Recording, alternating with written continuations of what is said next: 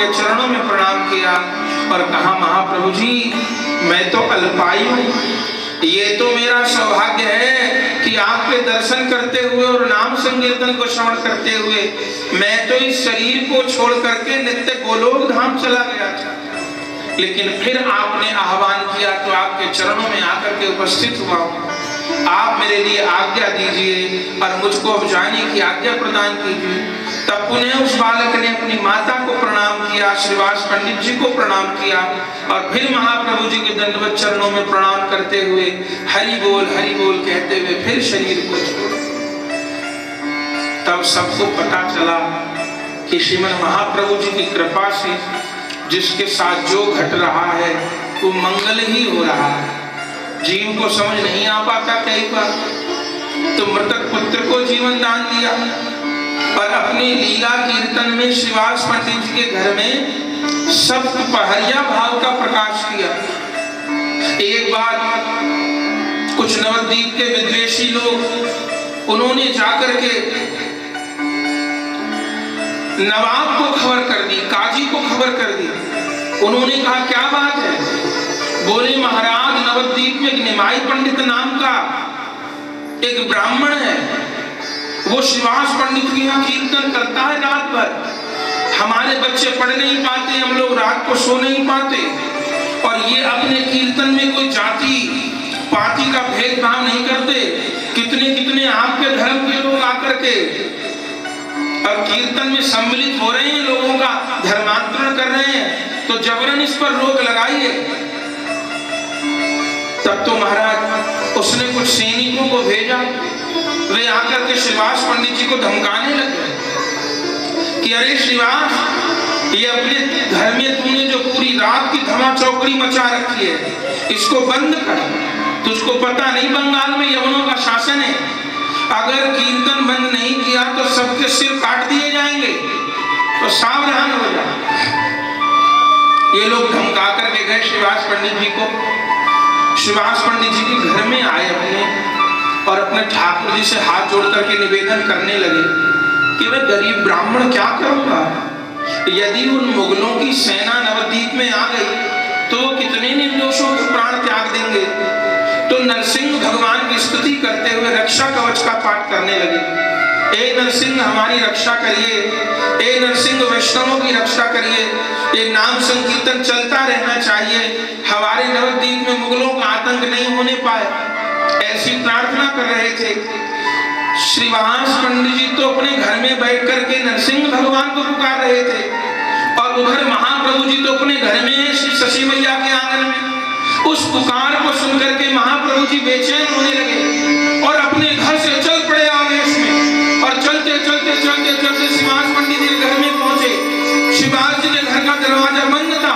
महाप्रभु जी ने अपने चरणों का प्रहार दे करके दरवाजा खोला और नरसिंह के रूप में श्रीवास पंडित जी के आगे प्रकट होकर के बोले, मुई से ही मैं ही नरसिंह हूँ, मैं ही नरसिंह हूँ। और ऐसा करके विष्णु सिंहासन पर जाकर के बैठ गए। श्रीवास पंडित जी मालिनी देवी भागे भागे आए तो क्या देखा, श्रीमद् महाप्रभु जी की जगह साक्षात नरसिंह भगवान अपना दर्शन दे रहे हैं। तब जाकर के श्रीवास पंडित जी ने चरणों में दंडवत प्रणाम करिए, चंदन चर्चित तुलसी महाप्रभु जी के चरणों में अर्पण कर रहे हैं और हाथ जोड़ करके कह रहे हैं, हे नाथ रक्षा कीजिए, हे नाथ रक्षा कीजिए, हे नाथ रक्षा कीजिए। कहीं वे मुगल आकर के नवद्वीप में आतंक नहीं फैलाए। नरसिंह रूप में महाप्रभु जी ने कहा, कहिए श्रीवास पंडित जी, आपकी क्या वांछा है, आप क्यों भयभीत हो रहे, मैं आपको निर्भय करूंगा। श्रीवास पंडित जी ने यही कहा कि कोई आकर के हमारे नाम संकीर्तन को बंद नहीं करे। महाप्रभु जी कहते हैं, किसकी हिम्मत है जो आकर के नाम संकीर्तन को बंद करे? अरे जब उन मुगलों की सेना आएगी तो मैं वैष्णवों को लेकर के जाऊंगा और उनसे कहूंगा, यदि तुम्हारा धर्म सच्चा है तो तुम अपने धर्म की उन कलमों को पढ़ करके, उन वाक्यों को पढ़ो, और ये जो सैनिक हैं, जो अबाल वृद्ध नर नारी हैं, जो पशु पक्षी पाषाण हैं, इनको अपने धर्म की बात सुना करके, रुला करके दिखाओ, पिघला करके दिखाओ। वे ऐसा नहीं कर पाएंगे। फिर मैं कहूंगा देखो मैं कृष्ण नाम सुना करके किस प्रकार जड़ चेतन को विलय प्राप्त कराता हूं। तब मैं भुजा उठा करके जब हरि बोल कहूंगा तब उनके पशु भी नाचेंगे, वे यवन भी नाचेंगे, आबाल वृद्ध नारी हरि बोल कह करके जब रुदन करेंगे तब उस समय कृष्ण नाम की ध्वजा सबसे ऊपर फहरेगी। आपको घबराने की आवश्यकता नहीं और शायद आपको भरोसा नहीं हो रहा। तभी आंगन में छोटी सी बच्ची नारायणी खेल रही थी। ये श्रीवास पंडित जी की भतीजी थी। उनके भाई का देहांत हो गया था तो उन भाई की विधवा पत्नी पर ये बच्ची नारायणी वहीं रहती थी। और आप जानते हैं नारायणी कौन है? इन्हीं नारायणी के पुत्र हैं वृंदावन दास ठाकुर जी, जिन्होंने चैतन्य भागवत की रचना करी। उस समय नारायणी 3-4 वर्ष की थी और गूंगी थी, बोलती नहीं थी। महाप्रभु जी ने श्रीवास जी को कहा आपको भरोसा नहीं हो रहा? अरे बिटिया नारायणी इधर तो आ, जरा हरि बोल कह करके नृत्य करके और रुदन करके तो दिखा। और जो महाप्रभु जी ने उससे हरि नाम बुलवाया वो बच्ची तो भुजा उठा करके हरि बोल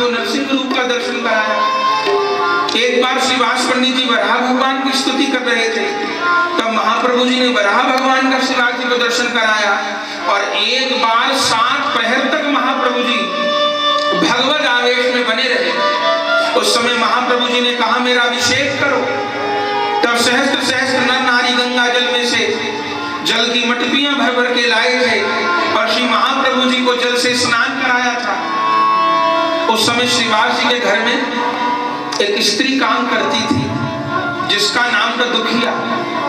वो भी जल के कलश भर के ला रही थी, लेकिन महाप्रभु जी का अभिषेक नहीं करा रही थी। संकोच के कारण दूर कलश को रख देती थी और कोई वैष्णव उठा करके उस कलश से महाप्रभु जी का स्नान कराता था। महाप्रभु जी की दृष्टि गई और उस दुखिया की ओर इशारा करके कहा कि ये स्नान नहीं कराएगी क्या? तब श्रीवास जी ने कहा जाओ, महाप्रभु जी बुला रहे स्नान कराओ। तब वो भी गंगा जल का कलश भर के लाई और श्रीमद महाप्रभु जी के चरणों का स्पर्श किया और फिर चरणों में दंडवत प्रणाम करके रुदन करने लगी। महाप्रभु जी ने कहा तुम्हारा नाम क्या है? बोले महाप्रभु जी मेरा नाम दुखिया है। महाप्रभु जी कहते हैं श्रीवास पंडित जी की सेवा करते हुए तुम दुखिया कैसे हो सकती हो? तुम्हारा नाम दुखिया नहीं है, तुम्हारा नाम सुखिया है। और जैसे उसने महाप्रभु जी के चरणों में प्रणाम किया तब महाप्रभु जी ने अपने दोनों चरण कमलों को सुखिया के सिर पर विराजमान कर दिया। और महाराज जैसे ही विराजमान किया कि वो पागल होकर के हरि बोल हरि बोल हरि बोल कहते हुए नित्य कीर्तन करने लगे। सप्त प्रहर तक महाप्रभु जी उसी भगवत आवेश में विराजमान रहे। कितने कितने भक्तों ने ला करके उस समय महाप्रभु जी को भोग अर्पण किए। श्री महाप्रभु जी में गिरिराज जी का आविर्भाव हो गया। महाप्रभु जी ने अनंत अनंत भोगों को स्वीकार कर लिया। ऐसी बड़ी बड़ी दिव्य लीला श्रीवास पंडित जी के आंगन में करी। लेकिन कभी कभी महाप्रभु जी उदास हो जाते हैं। तब श्रीवास जी कहते हैं मेरे नाथ आपके मुख पर उदासी के चिन्ह कैसे आ रहे? आपका मुख तो सदैव कमल के समान खिला रहता है। तब महाप्रभु जी कहते हैं श्रीवास जी मैं विचार करता हूं कि आपके आंगन में कीर्तन हो ही रहा है। लोग आते हैं, श्रवण करते हैं, वैष्णव भी बन रहे हैं, लेकिन अभी भी सारे नगर के लोग वैष्णव नहीं बने।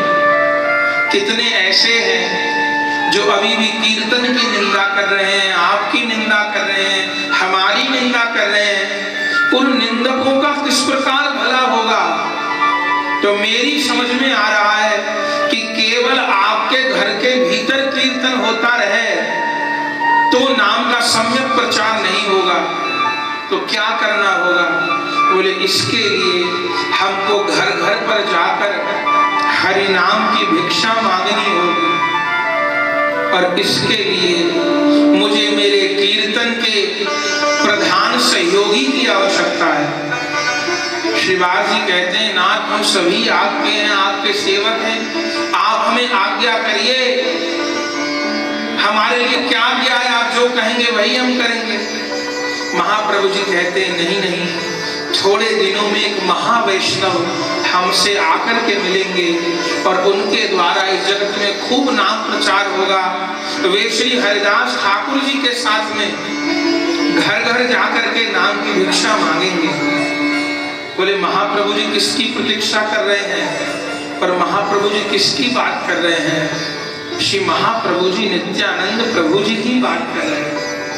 जो हम निताई गौर कहते हैं, उनमें गौर तो श्री चैतन्य महाप्रभु जी हैं। जैसे जशोदा मैया श्री कृष्ण को कन्हैया कहती हैं, ऐसे शशि मैया महाप्रभु जी को गौर कहती हैं। तो गौर तो माने राधा कृष्ण मिलित तनु, अवतार गौर हैं गौरांग महाप्रभु जी। और निताई, अब निताई का गौर लीला में आगमन होना है। ये निताई कौन है? श्री चैतन्य चरितामृत में कविराज गोस्वामी जी कहते हैं, सर्व अवतारी कृष्ण स्वयं भगवान, ताहार दिव्य देह श्री बलराम, सेई कृष्ण नवद्वीपे श्री चैतन्य चंद्र, सेई बलराम संगे श्री नित्यानंद। सर्व अवतारों के अवतारी श्री कृष्ण हैं। वे तो श्री गौर के रूप में अवतरित होते हैं, और श्री कृष्ण का जो प्रकाश है श्री बलराम जी, उनके जो बड़े भ्राता हैं, वे गौर लीला में नित्यानंद प्रभु जी के रूप में प्रकट हो रहे हैं। और नित्यानंद प्रभु जी महाप्रभु जी से 12 वर्ष बड़े हैं। श्री महाप्रभु जी विक्रमी संवत 1542 में फाल्गुन की पूर्णिमा होली के दिन प्रकट हुए हैं, और श्री नित्यानंद प्रभु जी विक्रमी संवत 1530 में, किस महीने में? इसी महीने में। अब महीना कौन चल रहा है? माघ का मास चल रहा है। माघ मास के शुक्ल पक्ष की त्रयोदशी तिथि को, 9 फरवरी को त्रयोदशी तिथि, उस दिन उत्सव मनता है। वृंदावन में, गाजियाबाद में बहुत सुंदर नित्यानंद प्रभु जी का उत्सव मनता है। तो उस दिन श्री नित्यानंद प्रभु जी का आविर्भाव हुआ है। पश्चिम बंगाल के वीरभूम जिले में एक चक्रा धाम में माता जी का नाम है पद्मावती, आपके पिताजी का नाम है श्री मुकुंद देव हाड़ाई पंडित। और ये कौन है? गौर गणित देश दीपिका में उल्लेख है कि मुकुंद देव पंडित कौन है? बोले साक्षात श्री वसुदेव जी का अवतार। और पद्मावती जी कौन है? ये साक्षात रोहिणी मैया का अवतार। ब्रज लीला में इन्हीं के घर बलराम जी प्रकट होते हैं, और गौर लीला में इन्हीं के घर पे बलराम जी के अवतार निताई प्रकट होते हैं। बचपन में आपका नाम नित्यानंद नहीं है, बचपन में आपका नाम चिदानंद है। बहुत सुंदर रूप में नित्यानंद प्रभु जी का आविर्भाव हुआ है, चम और जय जयकार हुई है। धीरे धीरे करके आप बढ़ रहे हैं, लेकिन आप बड़ी बड़ी अनोखी लीलाएं खेलते हैं। सामान्य लीला नहीं खेलते। सब बालकों को एकत्र कर लेते हैं। बालक लोग कहते हैं चिदानंद खेल नहीं खेलोगे क्या? तब श्री नित्यानंद प्रभु जी कहते हैं हम सामान्य खेल नहीं खेलेंगे, तो कौन सी खेल खेलोगे? बोले हम कृष्ण लीला का खेल खेलेंगे, हम श्री राम लीला का खेल खेलेंगे। तब श्री नित्यानंद प्रभु जी किसी को श्री कृष्ण बना देते हैं, किसी को श्री दामा बना देते हैं, किसी को मधुमंगल बना देते हैं, किसी को विशाल तोक बना देते हैं, स्वयं बलराम बनते हैं। फिर श्री कृष्ण लीला का आप अभिनय करते हैं और सब लोग उस लीला रस में डूब जाते हैं।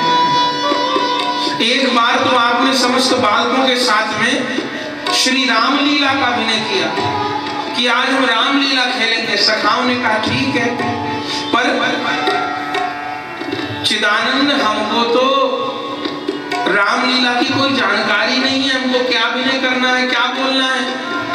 नित्यानंद प्रभु जी ने कहा कोई बात नहीं, सब लोग घेरा बना करके खड़े हो जाओ। और उस समय नित्यानंद प्रभु जी ने सब बालकों से श्री राम जय जय राम एक कीर्तन कराना प्रारंभ किया।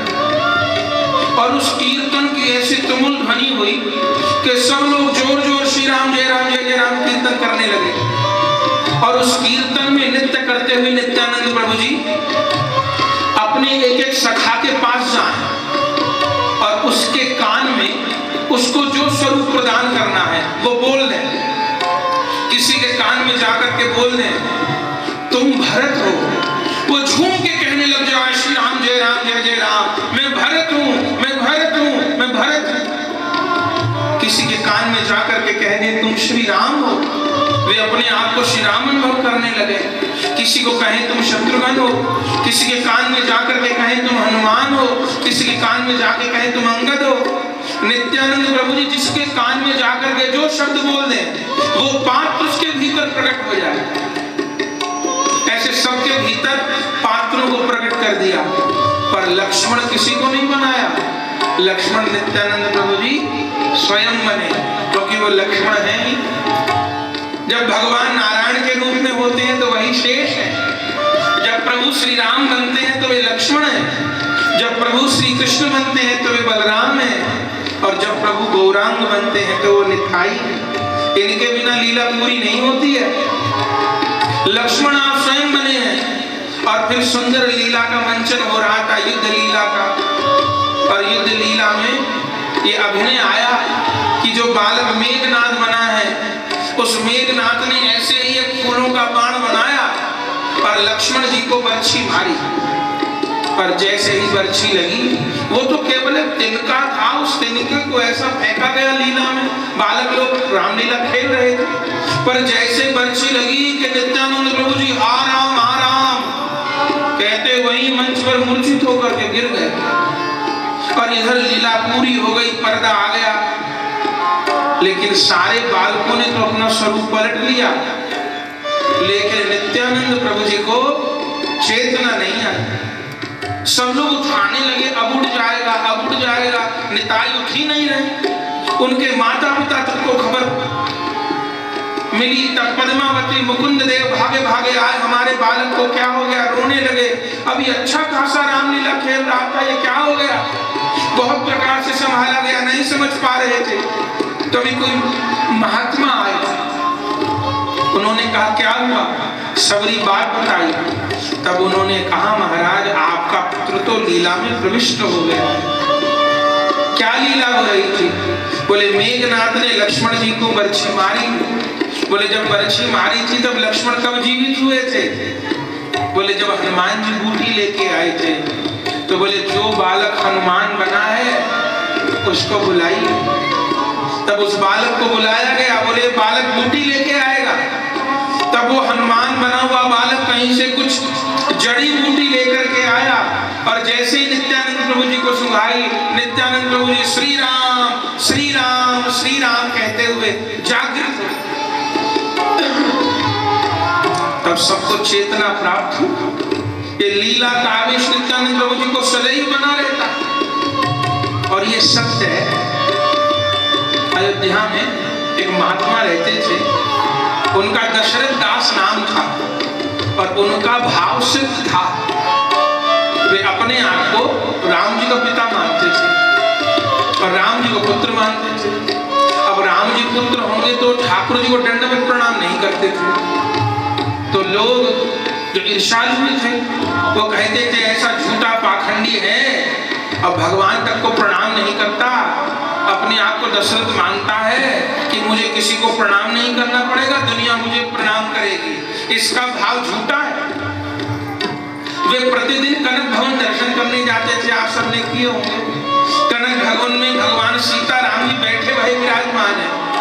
तो जब वो जाते थे, उन्होंने पुजारी को कह रखा था कि जब हम दर्शन करने आए तो सीता जी की ओर वाला पर्दा लगा दिया कर, या सीता जी की ओर वाला दरवाजा बंद कर दिया कर। बोले क्यों? बोले हम दशरथ हैं, ससुर है ना, तो सीता जी को हमसे संकोच होता है, तो हम सीता जी का दर्शन करने नहीं आते। कोई ससुर अपनी बहू को देखने थोड़ा आएगा, हम केवल राम जी का दर्शन करने आते हैं। तो जब मैं आया तो दरवाजा लगा दिया, और वो लगा दिया करते। कहते एक बार दरवाजा लगाना वो भूल गए। वे अचानक मंदिर में पहुंचे तो जानकी जी सिंहासन से उठ करके खड़ी हो गई और झट पर्दा लगाया अपनी ओर का दरवाजा। और जब उन्होंने ऐसा देखा तो पहले तो पुजारी के ऊपर बहुत बिगड़े और कहा आज के बाद कनक भवन नहीं आएंगे दर्शन करने। बोले क्यों? बोले हमारे कारण जानकी जी को इतना कष्ट उठाना पड़ा।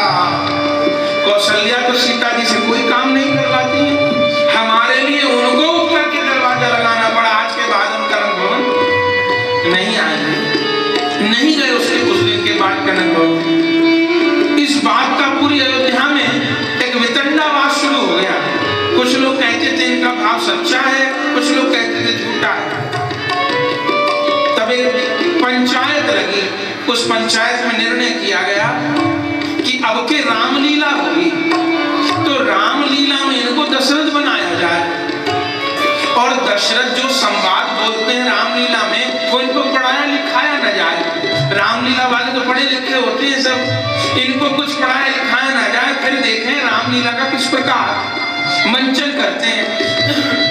रामलीला का मंचन होने लगा, उनको दशरथ बना दिया, वो बन गए। वे तो उसी भाव में रहते थे। और मंचन होते होते राम जी के वनगमन का प्रसंग आया। और जब वनगमन का प्रसंग आया महाराज, तो जो दशरथ बनते थे उनको तो सिखाया जाता था रोना है, अब ऐसा करना है, वैसा करना है। और जब वनगमन का प्रसंग आया, वो संत इतना रोए सिर पीट पीट करके, अरे कैकेयी तूने क्या कर दिया, मेरे राघव को वन में भेज दिया, मर जाऊंगा, कोई मेरी जानकी को ले आओ, मेरे राम को ले आओ। ऐसे सिर पीट पीट के मंच पे रोने लगे। लीला चल रही थी। उसी समय यह बने हुआ कि सुमंत जी को दशरथ जी ने भेजा कि लौटा लाना, पर सुमंत जी खाली हाथ लौट आए। और उस समय दशरथ जी के महल में गए। आज 6 दिन बीत गए थे, दशरथ जी ने अन्न जल का सेवन नहीं किया है। और सुमंत आए तो उन्होंने पूछे, अरे सुमंत, राम लौटे कि नहीं लौटे? तब सुमंत जी ने एकदम नहीं कहा कि राम जी नहीं लौटेंगे। उन्होंने पहले कथा सुनानी प्रारंभ करी कि महाराज, जब राम जी यहाँ से रथ में बैठकर के जाने लगे ना वन के लिए, तो सबसे पहले गुरु जी के आश्रम पर जाकर के प्रणाम किया। फिर उसके बाद सारी प्रजा उनके साथ बोली। सब कह रहे थे राघव मत जाओ मत जाओ, पर हमारे राम जी ने सबको समझाया बुझाया, लेकिन अयोध्या के लोग नहीं मान रहे थे महाराज। तो तमसा नदी के तट पर हमारे प्रभु ने प्रथम रात्रि विश्राम किया। सब लोग थके थे, सो गए।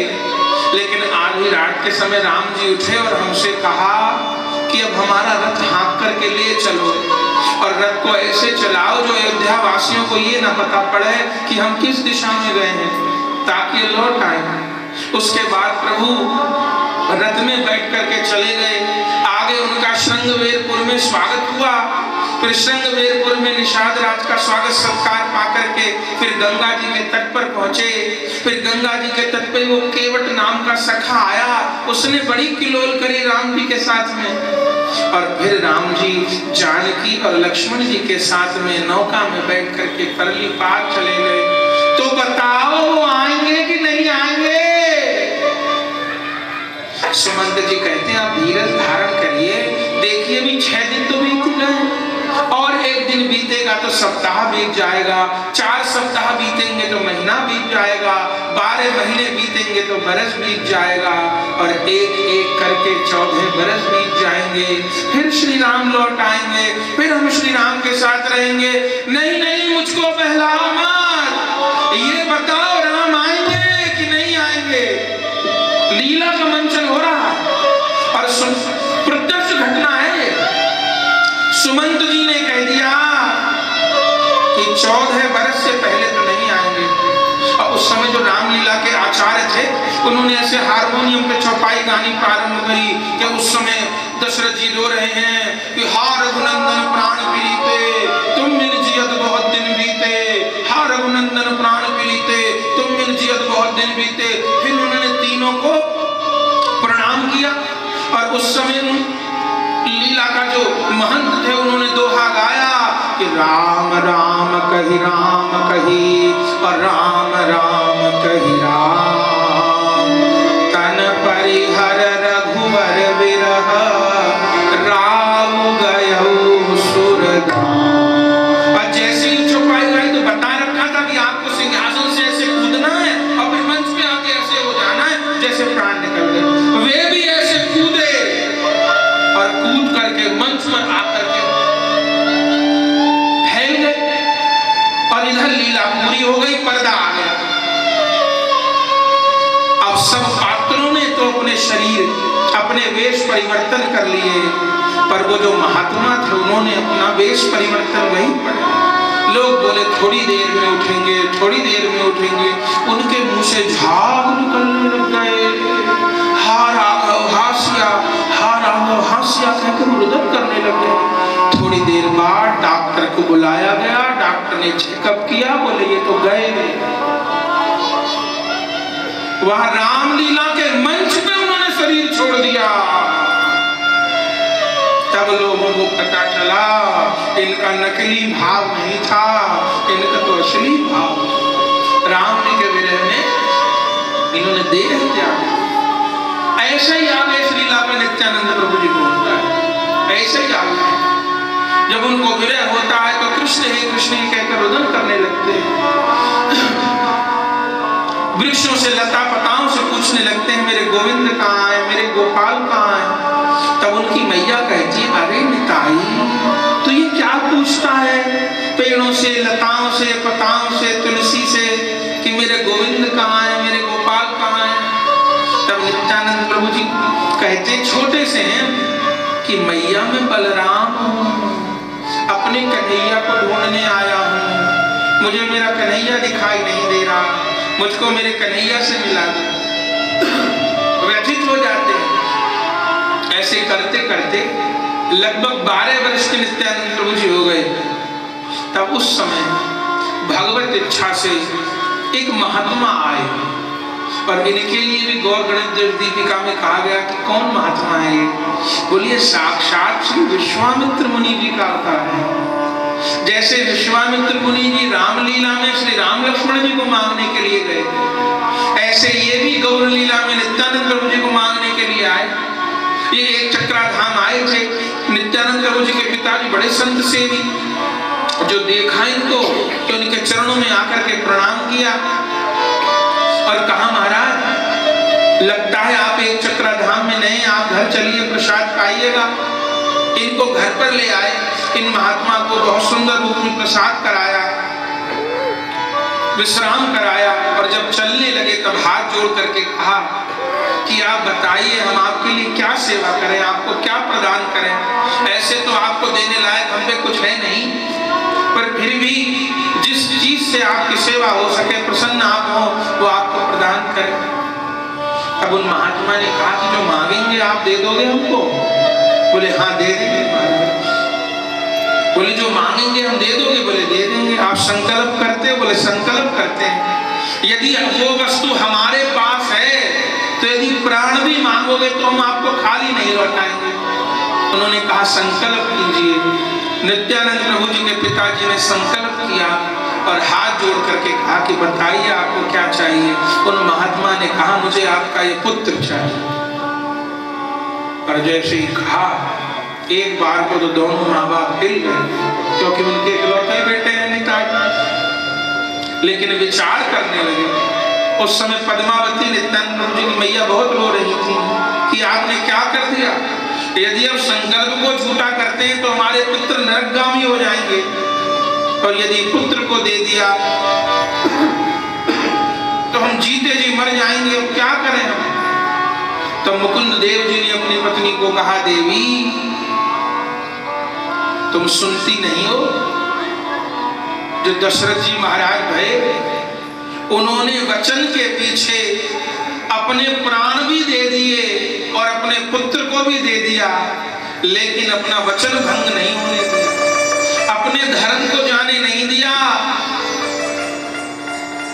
पुत्र को प्राणों से प्यारा कहा जाता है और पुत्र से भी प्यारे प्राण होते हैं, पर दशरथ ने पुत्र का भी त्याग कर दिया और प्राण का भी त्याग कर दिया, पर अपने धर्म को नहीं जाने दिया।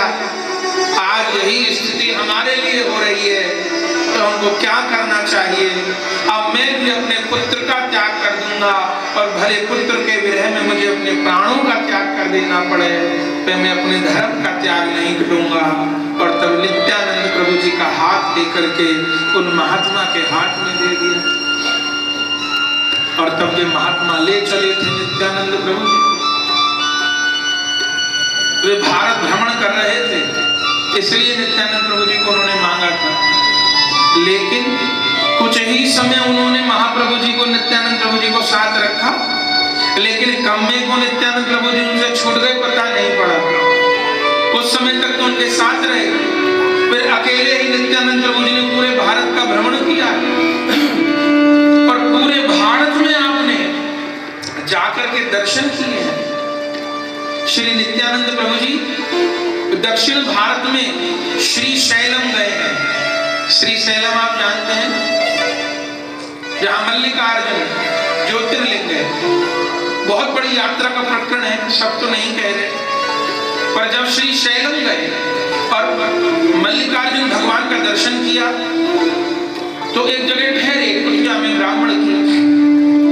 तो तभी देखा श्री नित्यानंद प्रभु जी ने कि उसी समय एक ब्राह्मण और ब्राह्मणी नित्यानंद प्रभु जी कुटिया में आए।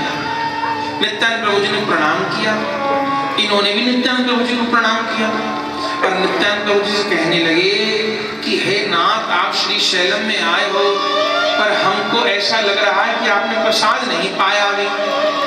नित्यानंद प्रभु जी ने कहा, हम यहाँ अपरिचित हैं, कोई बात नहीं, कभी फल ले लेते हैं, कभी जल ले लेते हैं, दूध ले लेते हैं, कोई रोज प्रसाद आवश्यक नहीं है।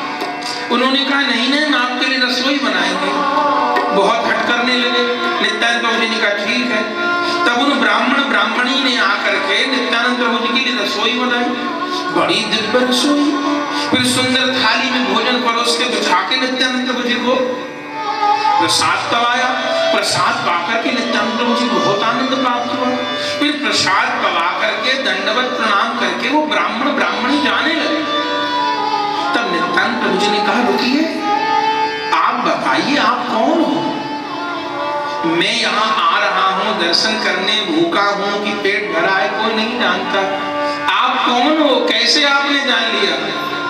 तब उस ब्राह्मण ने कहा कि हम शंकर हैं, और उस ब्राह्मणी ने कहा, हम पार्वती जी। मल्लिकार्जुन के रूप में गौरी शंकर विराजमान है, और मल्लिका माने पार्वती जी, अर्जुन माने भोले बाबा। बोले, हमने देखा आप हमारे दर्शन करने आए, भूखे हैं। हे श्री बलराम जी, आप तो हमारे इष्ट हैं।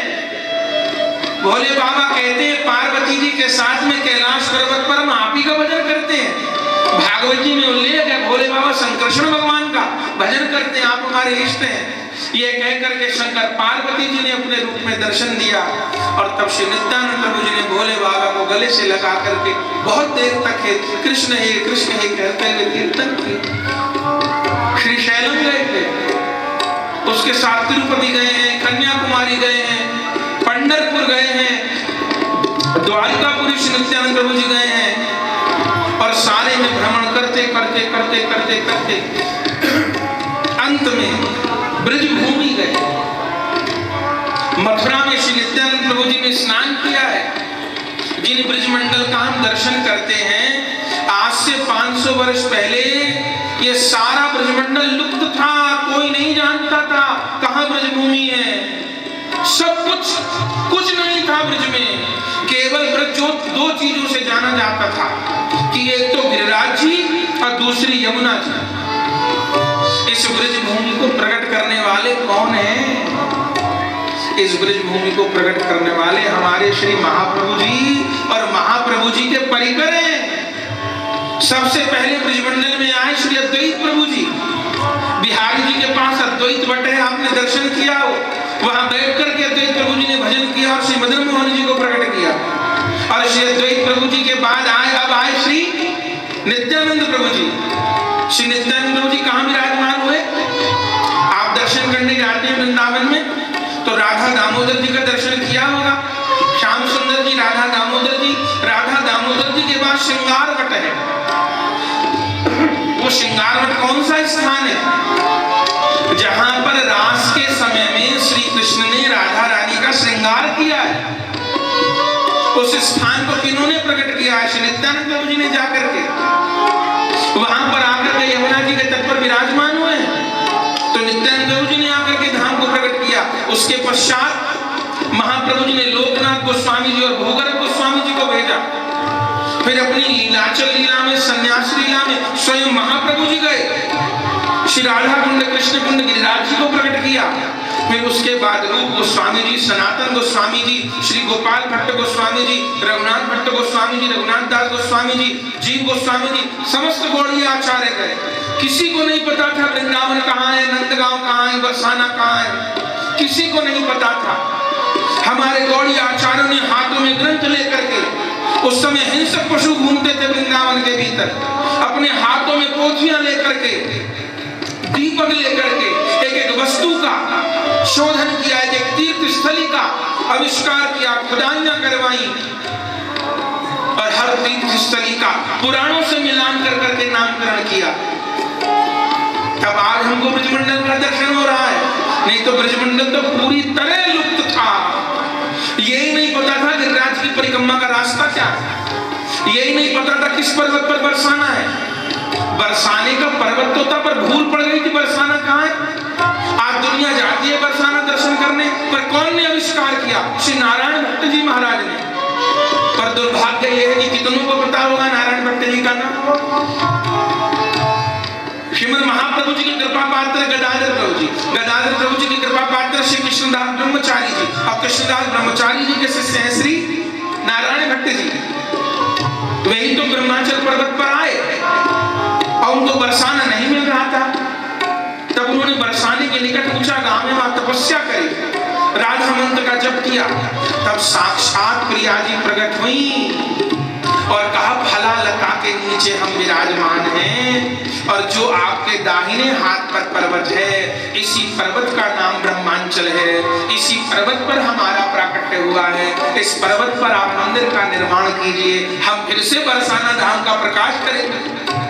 तब वे नारायण भट्ट जी हा किशोरी जी करते हुए भागे और जब उस लता के नीचे खुदाई करी तो आप जानते हैं कौन प्रकट हुई? जिन श्री जी का बरसाने में हम दर्शन करने जाते हैं, वे श्री जी राधा रानी का जो विग्रह है वो किसी का बनाया वो नहीं है, वो स्वयं प्रकट है। कौन ने प्रकट किया? महाप्रभु जी की कृपा पात्र श्री नारायण भट्ट जी महाराज। आज भी ऊंचा गांव में उनकी समाधि है। और फिर मंदिर का निर्माण करवाया और सबको बताया, भैया यही ब्रह्मांचल पर्वत श्री बरसाना था। श्री नंदगांव का कौन ने उद्धार किया? श्री सनातन गोस्वामी जी ने। भजन करते थे, तब ठाकुर जी ने स्वयं आकर के उनको कहा कि इसी नंदेश्वर पर्वत पर हमने समस्त लीलाएं करी हैं और जो आशेश्वर महादेव के पास गुफा है उसमें मेरे बाबा जसोदा मैया के विग्रह विराजमान है, आप उनका उद्धार कीजिए। तब सनातन गोस्वामी जी गए और उन विग्रहों का उद्धार करके शिखर के ऊपर मंदिर बनवाया और बताया ब्रजवासियों को कि ये नंदगांव। श्री रूप गोस्वामी जी ने लगभग 350 तीर्थों का उद्धार किया। श्री नारायण भट्ट जी ने अकेले कम से कम 400 से ज्यादा तीर्थ स्थलियों का उद्धार किया। आज उसी क्रम में नित्यानंद प्रभु जी बस श्री वृंदावन पधारे। कितने वर्ष तक भ्रमण किया नित्यानंद प्रभु जी ने? 20 वर्ष। 12 वर्ष की उम्र में वो महात्मा नित्यानंद प्रभु जी को उनके घर से लेकर के आए। कुछ वर्ष उन महात्मा के साथ रहे और बाकी समय अकेले नित्यानंद प्रभु जी ने पूरी भारत भूमि का भ्रमण किया, नाम का प्रचार किया और फिर अंत में श्री वृंदावन आए। और श्री वृंदावन आते ही उनको अपनी पूर्व लीला की स्मृति हो गई और वृंदावन में आकर के जो उस समय के कुछ ब्रजवासी थे वहां पर अथवा लता पता थी, उनसे रो रो करके नित्यानंद प्रभु जी लिपट लिपट कर रोते थे और उनसे क्या पूछते थे। एक एक लता पता से नित्यानंद प्रभु जी कहते थे कि बेणु बजाते हुए किसी ने मेरा श्याम देखा।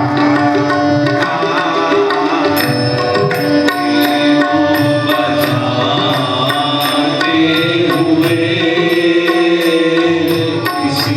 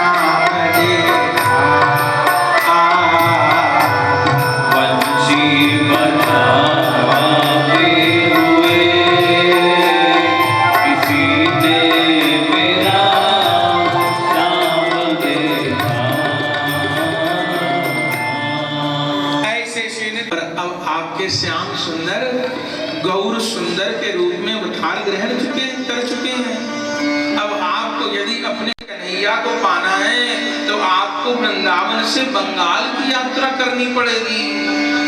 बंगाल में नदिया नगरी में नवद्वीप धाम में आपके प्रिय, आपके बंधु, आपके कन्हाई इस समय निमाई बन करके, गौर सुंदर बन करके लीला कर रहे हैं और आपकी प्रतीक्षा कर रहे हैं। तो आप शीघ्र जाइए और जाकर के अपने कन्हाई को पाइए। वे इस समय निमाई बन करके विराजमान। और जो महाराज योग माया जी ने आकाशवाणी करी और श्री नित्यानंद प्रभु जी कृष्ण है कृष्ण है कृष्ण है कृष्ण है कहते हुए श्री वृंदावन से नवद्वीप के लिए भागते हैं। और पैदल, कहां नवद्वीप कहां वृंदावन धाम, पैदल श्री नित्यानंद प्रभु जी ने श्री नवद्वीप की यात्रा करी है। और पैदल चलते चलते चलते चलते चलते जो नवद्वीप धाम आए हैं। लेकिन महाप्रभु जी को तो भी लीला करनी थी, बहुत बड़ा नदिया जिला है। श्री नित्यानंद प्रभु जी पूरे नदिया धाम में नवद्वीप में घूम रहे हैं और सबसे पूछ रहे हैं। वे ये भूल गए कि योग माया जी ने कहा था आपका कन्हैया का कन्हाई नाम नहीं है, निमाई नाम है। और वे एक एक नदिया वासी से पूछते हैं कि भैया मेरा कन्हैया कहाँ रहता है। लोग कहते हैं कन्हैया नाम का तो कोई व्यक्ति नहीं है यहाँ पर। अरे है भैया, कन्हैया नाम है, सांवले रंग का है वो, उसके सिर के ऊपर मोरपंख विराजमान रहता है, आड़ी टेढ़ी चाल चलता है, अपने अधरों पर बंसी धारण किए रहता है, हंसों जैसी उसकी चाल है। मुझे मेरे भैया का पता बता दो। वे कहते हैं महाराज हम नहीं जानते उनका परिचय। बोले बता दो। श्री नित्यानंद प्रभु जी पूरे नवद्वीप धाम में भ्रमण करते रहते हैं, लोगों से पूछते नहीं बता पाते। तो नित्यानंद प्रभु जी गाते हैं बता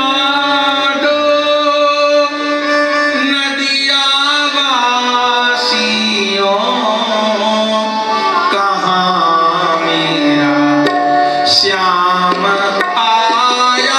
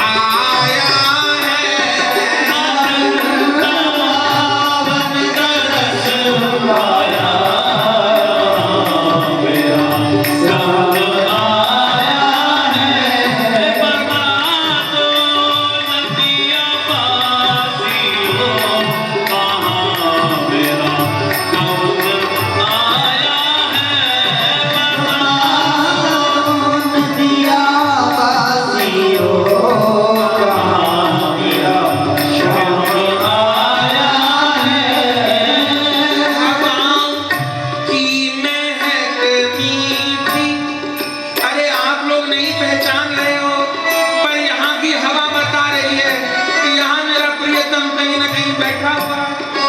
हवाओं की महक मीठी यही कहती ओ आया है।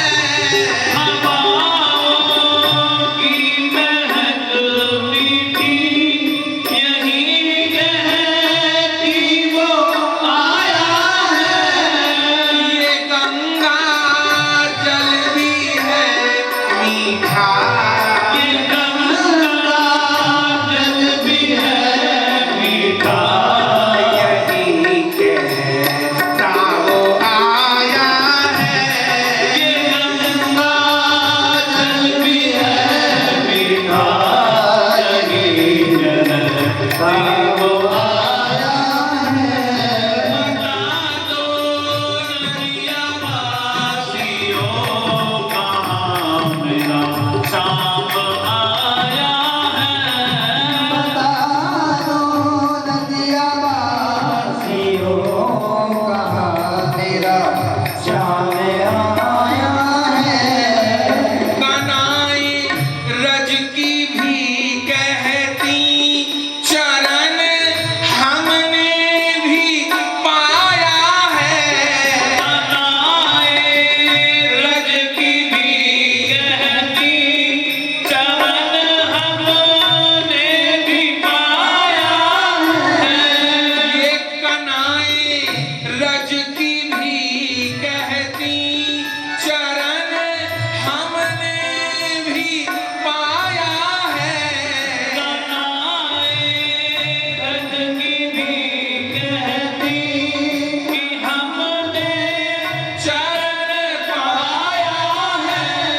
ये चिड़िया ये पंछी चहकते गाते, ये पंछी चहकते गाते, यही कहती वो आया है। ये पंछी चहकते गाते, यही कहते वो आया है। बता दो नदिया वासियों यहाँ मेरा सांप आया है।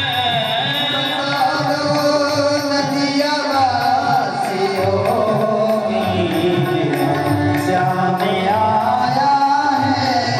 बताओ या बताओ ना, दिखाओ या दिखाओ ना। बताओ या बताओ ना, दिखाओ या दिखाओ ना। मिलाओ या मिलाओ ना। मिलाओ या मिलाओ ना। हमें यह प्रेम भाया है। मिलाओ या मिलाओ ना। हमें प्रेम पाया है। बता दो नदिया वासियों यहाँ मेरा सांप आया है। बता दो नदिया वासियों यहाँ श्याम आया है। श्री नित्यानंद प्रभु जी आप कृष्ण हे कृष्ण कहते हुए नवद्वीप धाम में खोज रहे हैं। मेरा कट दिखाई दिए। उन्होंने देखा कोई बड़े अद्भुत भक्त नवद्वीप धाम में घूम रहे हैं, प्रणाम की। नित्यानंद प्रभु जी ने उनसे भी कहा कि हे ब्राह्मण श्रेष्ठ, मैं बहुत दूर से आया हूँ, आपको किनसे मिलना है? बोले मुझे मेरे भैया कन्हैया से मिलना है। उन्होंने कहा कन्हैया, यहाँ नवद्वीप में कन्हैया नाम का व्यक्ति तो कोई नहीं रहता, कहीं आप नाम तो नहीं भूल रहे हो? तब श्री नित्यानंद प्रभु जी को याद आया, नहीं नहीं, वो योग माया ने कहा था कन्हाई नाम नहीं है, अब तो उसने निमाई नाम रख लिया है, कन्हाई नहीं। हाँ हाँ, वो निमाई यहाँ कहाँ रहता है? बोले अरे निमाई पंडित से मिलना है आपको? निमाई को कौन नहीं जानता? अभी चलिए मेरे साथ, मैं आपको अभी लिए चलता हूँ, आपको मिलवाऊंगा। ले चलिए ले चलिए ले चलिए। नित्यानंद प्रभु जी नंदनाचार्य जी के पीछे पीछे चलने लगे, लेकिन अभी 10-20 कदम ही गए थे कि मन में सोचने लगे कि आखिर में हो तो बड़ा भाई, इतनी दूर से चल करके यहाँ तक आ गया, अब कम से कम छोटे भाई का फर्ज है कि 10-20 कदम चल के वो आए। मैं इतनी दूर से पैदल आ रहा हूँ वृंदावन से, कन्हई कन्हई कहते हुए, अब उसके गांव में आ गया, नगर में आ गया, तो अब उसको मिलने मेरे से आना चाहिए। आखिर में बड़ा हूँ, वो छोटा है। तो नंदनाचार्य जी से कहा कि अभी मुझे मिलने नहीं जाना। उन्होंने कहा अभी तो आप इतने तड़प रहे थे कि मिला दीजिए, दिखा दीजिए, अब क्या हुआ? बोले कुछ नहीं हुआ, मुझे आपसे प्रार्थना है, कहिए कि मुझे कुछ दिन आपके घर में निवास करना है, पर शर्त एक है कि किसी को भी पता नहीं चलना चाहिए कि मैं आपके घर में रह रहा हूँ। नंदनाचार्य जी ने कहा मेरा सौभाग्य है जो आप जैसे महापुरुष के चरण पड़ेंगे, आप विराजिए, मैं किसी को नहीं पता चलने दूंगा। तब श्री नित्यानंद प्रभु जी नंदनाचार्य जी के घर में चले जाते हैं, रहने लगते हैं। कई दिन बीत जाते हैं, लेकिन इधर नित्यानंद प्रभु जी आए हैं और उधर महाप्रभु जी बेचैन हो रहे हैं। श्रीवास पंडित जी के आंगन में विराजमान हैं और श्रीवास पंडित जी से कहते हैं, श्रीवास जी लगता है इस नवद्वीप धाम में कोई अद्भुत महापुरुष आए। अरे मैं उनको देख नहीं पा रहा, मिल नहीं पा रहा, उस कारण मेरा बहुत हृदय बेचैन हो रहा है। वे बड़े अद्भुत शक्ति संपन्न महापुरुष हैं, आप जाकर के उनको ढूंढ के लाओ। श्रीवास जी ने कहा प्रभु आप ठीक कह रहे हैं, कल मैंने भी एक स्वप्न देखा। बोले क्या स्वप्न देखा?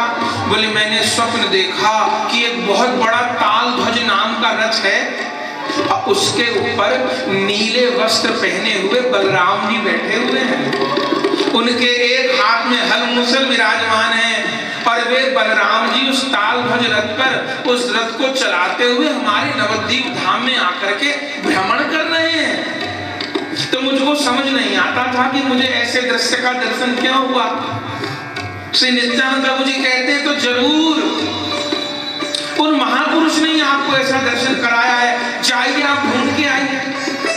तब श्रीवास पंडित जी अपने सारे परिकर को लेकर के नवद्वीप धाम के लिए घर में गए, एक एक कुंज में गए, एक एक आश्रम में गए और पूछा कि भैया कोई यहाँ महात्मा तो निवास नहीं कर रहे। लेकिन सवेरे से संध्या हो गई, भटकते भटकते कहीं पता नहीं पड़ा, क्योंकि नित्यानंद प्रभु जी तो नंदनाचार्य जी के घर पे बड़े गोपनीय रूप में रह रहे हैं। तब श्रीवास पंडित जी लौट आए, महाप्रभु जी ने कहा कुछ पता पड़ा?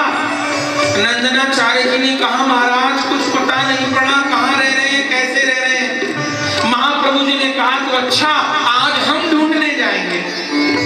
तब महाप्रभु जी अपने सबरे परिकर को लेकर के नित्यानंद प्रभु जी को ढूंढने के लिए गए और उनको तो सब पता है कहाँ छुपा है मेरा चिच्चोर, और कहीं नहीं गए। 2-4 घरों पे होते होते सीधा नंदनाचार्य जी के घर के बाहर जाकर के खड़े हो गए और श्रीवास जी से कहने लगे कि मुझे यही सुगंध आ रही है, लगता है वो महापुरुष यहीं कहीं छिपे हुए हैं। श्रीवास जी ने कहा यहाँ तो हम कई बार पूछ गए, क्योंकि वैष्णवों के घर यहाँ कोई नहीं है।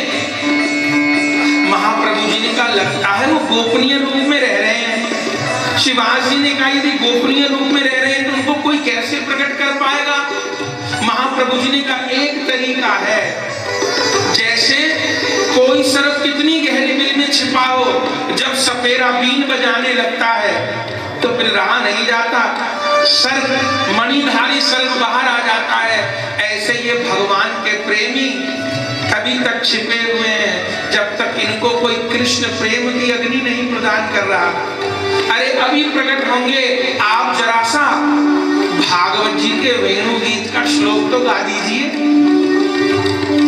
बोले कौन सा श्लोक? महाप्रभु जी ने कहा बरहा पीड़म, और उस समय श्रीवास जी ने नंदनाचार्य जी के घर के बाहर उस श्लोक को पुकारा, बरहा पीड़म नटवर बपो करनयो करनिकारम विप्रदवासा कनककपिशं वैजयन्तीं च मालां रन्ध्रानवेन रधरसुधया पूरयन् गोपवृन्दैः वृन्दारण्यं स्वपदरमणम् आविश कीर्ति। इस श्लोक को गाया। इस श्लोक की क्या महिमा है? ये भागवत जी के वेणु गीत का श्लोक है। इसमें सुखदेव जी ने श्री कृष्ण बलराम की गौचारण से लौटने वाली झांकी का वर्णन किया है कि बरहा पीडम नटवर वपु, श्याम सुंदर बलराम जी के साथ गैया चरा के आ रहे हैं। उस समय झांकी कैसी है? बोले बरहा पीडम, ठाकुर जी ने मोर पंख का मुकुट धारण किया है। बरहा पीडम नटवर वपु, श्याम सुंदर का नटवर वपु है।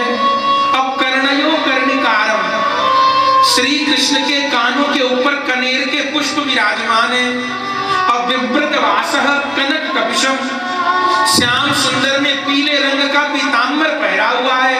विव्रत वासः कनक कपिशम वैजयन्तीं च माला, श्याम सुंदर के गले में बड़ी सुंदर वैजयंती माला विराजमान है। और रंध्रान वेणु रधर सुदया, श्याम सुंदर मधुर मधुर मधुर मधुर मधुर मधुर बंसी का नाच कर रहे हैं। रंध्रान वेणु रधर सुदया और पूरयन् गोपवृन्दैः, श्याम सुंदर को चारों ओर से सखा घेरे हुए हैं और चारों ओर से गैया घेरे हुए हैं। आगे गाय, पाछे गाय, इत गाय, उत गाय, गोविंद को गायन में बस बोई भावे। गायन चराए लावे, गायन में सचु पावे, गायन के हेत गिरी कर ले उठावे। गायन सो ब्रज छायो बैकुंठम विसरायो, गायन की खुर्रज अंग लपटावे है। छीत स्वामी गिरधारी विठलेश वपुधारी, ग्वारिया को वेशधर गायन में आवे है। गोविंद को गायन में बस बोई भावे। तो श्याम सुंदर गैयाओं से घिरे भय, रंध्रान वेणु रधर सुदया पूरयन् गोपवृन्दैः वृंदारण्यम सपदरमणम प्राविशत कीर्ति। श्री बलराम जी के गले में बैया डाल के एक एक पग चलते हुए श्री वृंदावन में प्रवेश कर रहे हैं।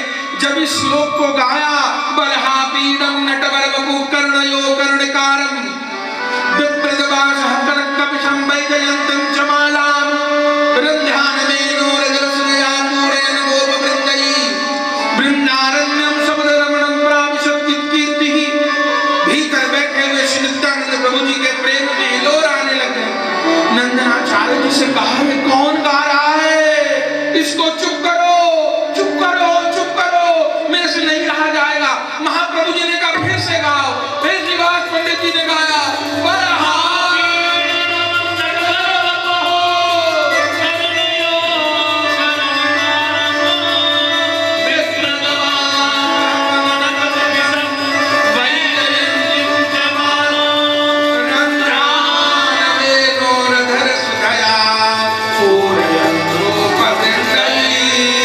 वृंदा